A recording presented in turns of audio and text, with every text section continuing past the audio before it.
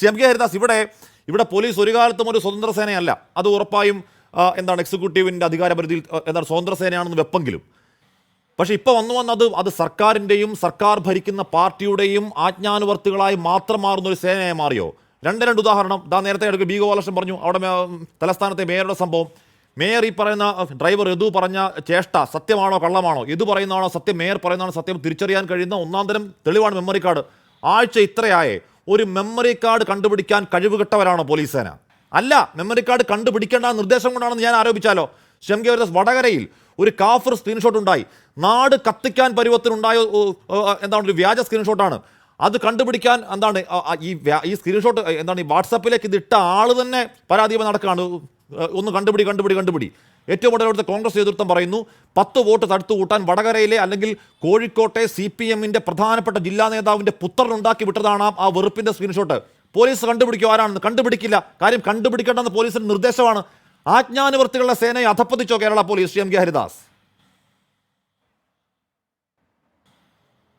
തീർച്ചയായിട്ടും അധപ്പതിച്ചു എന്ന് മാത്രമല്ല, ഈ കേരളത്തിലെ പോലീസ് സേനയിലെ അച്ചടക്കം എന്ന് പറയുന്നതൊന്നും ഇല്ലാതെ പോയി. കാരണം 10 ദിവസം ഒരു ആഭ്യന്തര വകുപ്പിനെ അനാഥമായി വിട്ടുകൊണ്ട് ഒരു മുഖ്യമന്ത്രി അല്ലെങ്കിൽ ആഭ്യന്തര വകുപ്പ് മന്ത്രിക്ക് ടൂർ പോകേണ്ട അവസ്ഥ കേരളത്തിൽ സംജാതമായി എന്ന് പറയുമ്പോൾ എനിക്ക് വേണ്ടപ്പെട്ട വിവരാവകാശ പ്രവർത്തകരുള്ള സംസ്ഥാനത്തൊക്കെ ഇത്തരം ഒരു അവസ്ഥ ഉണ്ടോ എന്ന് ചോദിച്ചപ്പോൾ എല്ലാവരും ടൂർ പോകാറുണ്ട്. ഇത്തരത്തിലുള്ള നമ്മൾ പറയില്ലേ, അവർക്കുള്ള ജോലി ഭാരത്തിൽ നിന്നും റിലാക്സ് ചെയ്യാൻ ഫാമിലിയുമായിട്ട് ടൂർ പോകാറുണ്ട്. പക്ഷെ അവരൊന്നും ഇത്തരത്തിൽ ഒരു അക്ഷരം മിണ്ടാതെ ഒരു സുപ്രഭാതത്തിൽ പെട്ടിയെടുത്ത് ടൂർ പോയ ചരിത്രമില്ല. ഈ 10 ദിവസം ഈ മുഖ്യമന്ത്രി ഇവിടെ ഇല്ലാതെ ഇവിടുത്തെ ആഭ്യന്തര വകുപ്പ് ഭരിക്കപ്പെട്ടു എന്ന് പറയുമ്പോൾ തന്നെ ഇവിടുത്തെ ആഭ്യന്തര വകുപ്പിന് എന്ത് സുരക്ഷയാണുള്ളത് എന്നാണ് ചോദിക്കാനുള്ളത്. നോക്കൂ കാശ്മീർ, ഇവിടെ മദ്യവും മയക്കുമരുന്നിന്റെ ഹബ്ബായിട്ട് കേരളം മാറി. ആ മദ്യവും മയക്കുമരുന്ന് വിൽക്കുന്ന ലോബിയെ നിയന്ത്രിക്കുന്നത് ഈ ഗുണ്ടാ ഗാങ്ങുകളാണ്.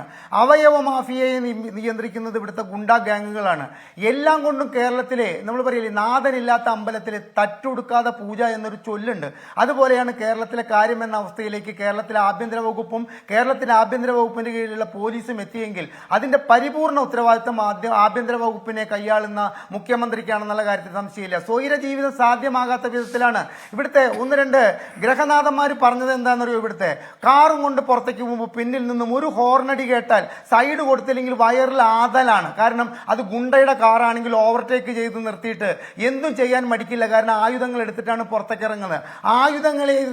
ആയുധങ്ങളേന്തിയ യുവത്വം കേരളത്തെ അടക്കി ഭരിക്കുന്ന ഒരു കാലഘട്ടം വന്നിട്ടും ഇവിടുത്തെ ആഭ്യന്തര വകുപ്പ് എന്താണ് ചെയ്യുന്നത്? എനിക്ക് ശ്രീ റെജി ലൂക്കോസ് ഒരു നമ്പർ 1 കാര്യത്തിന്റെ പറഞ്ഞു, കേരളത്തിലെ ഏറ്റവും നല്ല പോലീസ് സേനയുടെ കാര്യം കേരളത്തിൽ ഈ കഴിഞ്ഞ 8 വർഷമാണെന്ന്. പ്രിയപ്പെട്ട റെജി ലൂക്കോസ്, അങ്ങക്ക് ഒരു കാര്യം അറിയോ? ഈ മോദി എന്ന് പറയുന്ന ഗവൺമെന്റിനെ, മോദി സർക്കാരിനെ അന്തർദേശീയ തലത്തിൽ ഒരുപാട് ബഹുമതികൾ കിട്ടിയിട്ടുണ്ട്. പക്ഷെ ഇന്ത്യയിലെ ജനങ്ങൾ അതിലത്തെ ഒരു കാര്യമെങ്കിലും വകവെച്ചു കൊടുക്കാനാണ് തയ്യാറാണോ? വേണ്ട, താങ്കൾ തയ്യാറാണോ? അപ്പൊ അന്തർദേശീയ തലത്തിലെ ഒരുപാട് നമ്മളല്ലേ ബഹുമതികൾ കിട്ടിയ മോദി സർക്കാരിനും ഈ നമ്പർ 1 കേരളം എന്ന് പറയുന്ന സ്ഥലത്തെ മുഖ്യമന്ത്രി പിണറായി വിജയൻ ആഭ്യന്തര വകുപ്പായിരിക്കുന്ന പോലീസ് സേനയ്ക്കും ഉള്ള ചീത്തപ്പേര് ഒരുപോലെയാണ്. അതിനെ ജനങ്ങൾ വിമർശിക്കുമെങ്കിൽ താങ്കൾ അതിലെ വലിയൊരു തെറ്റായിട്ട് അതിനെ കാണരുത്. താങ്കളോട് ഞാൻ മറ്റൊരു ചോദ്യം ചോദിക്കുകയാണ്. ഒരു കൊടും ഫ്രോഡിന്റെ മോൺസൺ മാവുങ്കലിന്റെ താവളത്തിൽ ചെന്നിട്ട് നിത്യസന്ദർശകനായി മാറിയ ഒരു DGPക്ക് ഇവിടുത്തെ മെട്രോ റെയിലിന്റെ MD സ്ഥാനം കൊടുത്തിട്ട് എന്ത് സന്ദേശമാണ് താങ്കളുടെ ഈ മുഖ്യമന്ത്രി, താങ്കളുടെ ഈ പ്രിയപ്പെട്ട മുഖ്യമന്ത്രി കേരളത്തിലെ ജനങ്ങൾക്ക് നൽകുന്നത്? എന്ത് കമ്മിറ്റ്മെന്റാണ് ഈ മുഖ്യമന്ത്രിക്ക് ഈ ബെഹ്റയോട് ഉണ്ടായിരുന്നത്? ഇവിടെ ബെഹ്റ മാത്രമേ ഈ ഇതിന്റെ MD ആയിട്ടിരുന്നാൽ ശരിയാവുകയുള്ളൂ. എത്രയോ അർഹതയുള്ളവർ പുറത്തു നിൽക്കുമ്പോൾ ഇത്തരത്തിൽ ദുഷ്പേര് സമ്പാദിച്ച ഒരു ബെഹ്റയെ ഈ മെട്രോ റെയിലിന്റെ MD ആക്കിയ ഇവിടുത്തെ ആഭ്യന്തര വകുപ്പിനെയാണോ താങ്കൾ ഈ പാടിപ്പുകഴ്ത്തുന്നത്? നോക്കൂ ശ്രീ റെജി ലൂക്കോസ്, ഇവിടുത്തെ ആഭ്യന്തര വകുപ്പിന്റെ കേട് തലയ്ക്കാണ്. നിങ്ങൾ ചികിത്സിച്ചുകൊണ്ടിരിക്കുന്നത് കുഴിനകത്തിനാണ്. ഇപ്പോൾ ഈ തായ്വേര് ചീഞ്ഞ മരത്തിന്റെ ചില്ല വെട്ടിയിട്ട് കാര്യമില്ല എന്ന് പറഞ്ഞു. അത്തരത്തിലൊരു ചില്ലയിലാണ് നിങ്ങൾ ഈ സാബുവിന്റെ കാര്യം പറഞ്ഞിട്ട് നോക്കൂ, അത് ഭയങ്കരമായിട്ട് നടപടിയെടുത്തു.